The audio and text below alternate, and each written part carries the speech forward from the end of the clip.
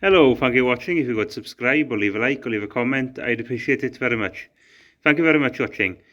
So, this is a paddle of a straw chopper, a blowing paddle.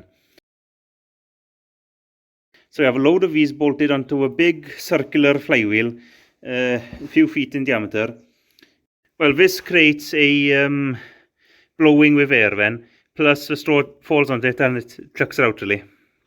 So the problem with this now is this corner there was hitting on the straw chopper, so it was going a little tick, tick, tick all the time.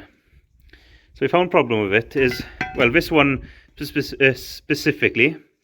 I'm not sure if you can see it. There's a tiny bit of twist in this piece here.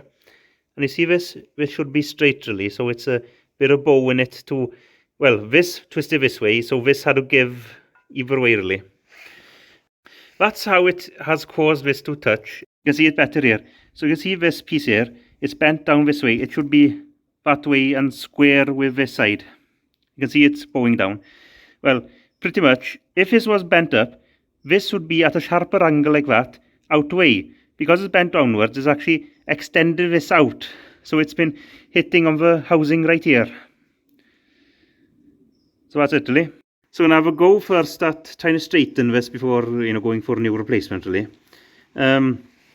We might end up having to cut the weld off here to actually weaken it enough to actually be able to bend it back. But we'll see what we can do then. Anyway, so I told you this kinked. It's a bit of a job to try to straighten it. So I straightened it back to 90 degree, or bent it back to 90 degree I should say, this edge and this edge.